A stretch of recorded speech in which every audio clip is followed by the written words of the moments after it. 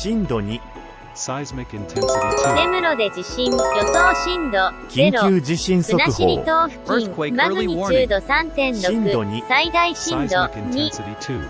北海道東方沖、マグニチュード 3.8。第4報根地震。室半島南東沖、マグニチュード 3.3。深さマグニチュード 30km。 3.8。現在地の予想震度。0.0。猶予時間は120秒以上。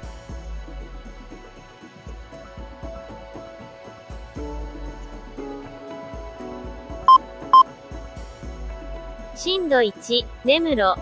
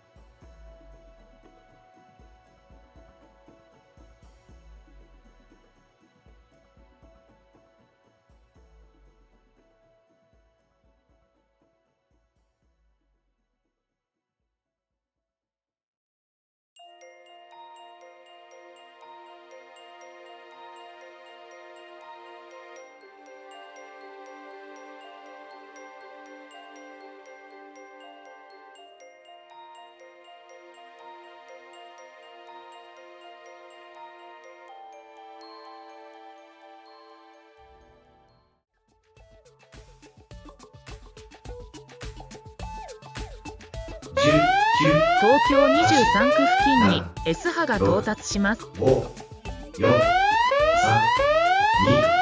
2、1、到達。